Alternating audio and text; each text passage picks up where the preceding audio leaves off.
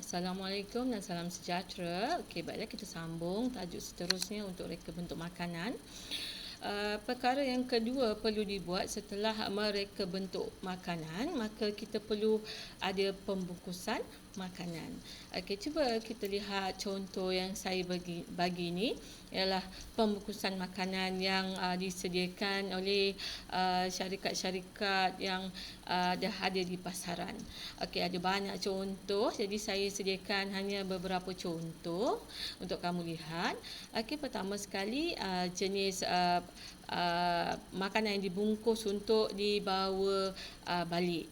Okey, jika dilihat contoh macam syarikat ini di dalam satu kotak dah siap ada tempat untuk meletakkan burger, okey, tempat untuk meletakkan kentang goreng, sos-sos ni dalam bekas-bekas yang kecil. Jadi sos-sos tu diletakkan dalam keadaan terletak dalam kotak makanan itu supaya ianya tidak meleleh dan tumpah.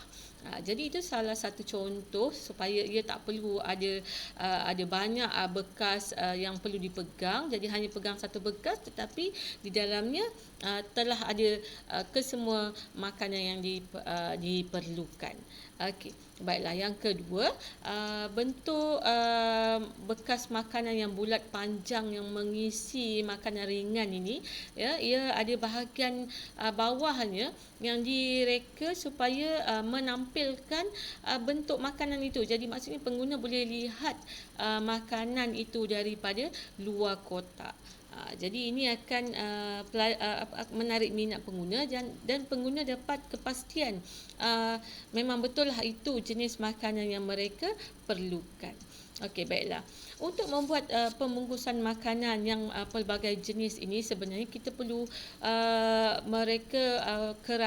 bentuknya dahulu. Okey. Jadi perlu ada keratan rentas. Okey, baiklah. Jika lihat di sini saya akan paparkan beberapa contoh keratan rentas yang perlu kita lakarkan sebelum untuk membuat satu-satu bentuk kotak pembungkusan makanan. Okey, di sini bentuk yang menarik, ya.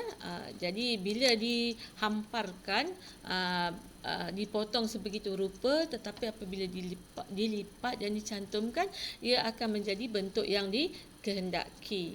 Ada pelbagai jenis, pelbagai bentuk, pelbagai saiz. Okey, kita lihat lagi bentuk yang kedua. Okey, seperti bentuk bunga, ya. Bentuk kotak, tetapi di bahagian atasnya ialah ada bahagian untuk dipegang. Senang untuk dipegang, tapi berbentuk seperti bunga untuk menampakkan ianya lebih menarik. Yang ini pula bentuk seperti gula, ya. Mungkin kita boleh bungkuskan kek di dalamnya, tetapi di kiri kanannya diikatkan seperti gula. Okey, kemudian dibungkus seperti bentuk rumah, ya, ada pemegang bahagian atasnya. Yang ni ramai murid-murid suka bentuk love, ya. Jadi ada banyak pelbagai jenis bentuk boleh direka. Tetapi apa yang penting setelah mereka bentuk-bentuk yang hendak dibuat, maka apakah kriteria yang perlu ada pada pembungkusan makanan tersebut, ya. Ianya tak bolehlah kosong saja. Jadi mesti diletakkan beberapa perkara, beberapa kriteria untuk memaparkan produk anda. Jadi contoh yang pertama yang mesti ada ialah jenama. Tanda jenama ni sangat penting, ya, sebab ia memperkenalkan satu-satu produk kepada pelanggan ataupun pengguna. Jadi ini contoh yang saya bagi produk yang telah terkenal. Ingat, ya, jangan reka seperti yang telah mereka buat, nanti mereka akan boleh mengambil tindakan. Jadi kamu hanya ambil contoh sahaja, tapi rekalah sesuatu mengikut jenama kamu sendiri. Okey, baiklah.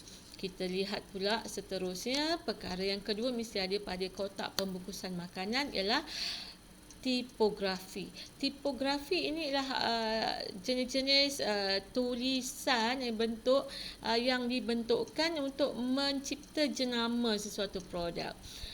Ini di antara yang saya perolehi. Tetapi jika saya sebut perkataan McD, McDonald, semua orang tahu, ataupun KFC, semua orang tahu apa tu, ayam, ya. Jadi ada yang telah terkenal hanya beberapa perkataan sahaja, beberapa huruf saja, ataupun hanya gambar saja, ya.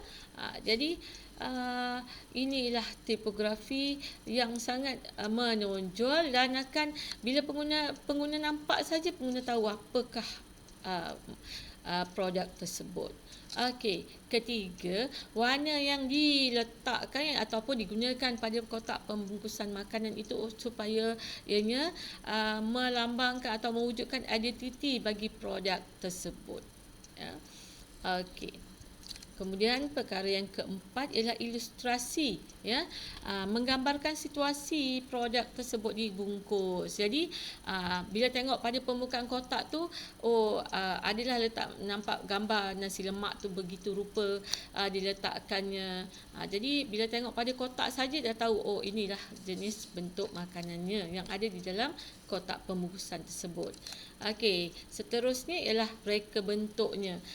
Reka bentuknya mestilah biasanya ianya ergonomik. Nampak je memang dah selesa, seronok sangat, suka sangat, ya, nak mendapatkannya.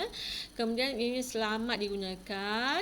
Okey, tak payah nak potong guna pisau bagai, kita buka begitu saja, ya, mudah dibawa, ada pemegangnya dan juga mesra alam, ya, supaya mudah untuk dilupuskan.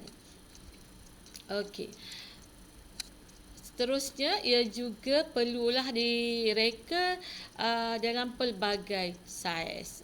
Sebab makanan ada pelbagai saiz. Jadi kamu kena reka mengikut makanan yang telah kamu bentukkan, ya.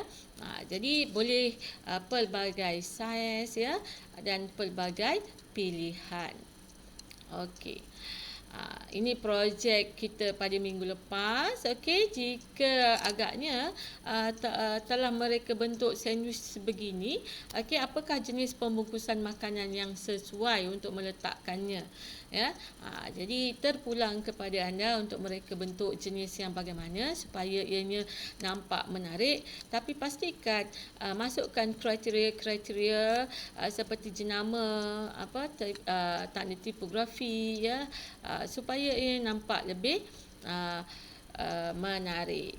Okey, ini contoh bagi yang telah dibuat oleh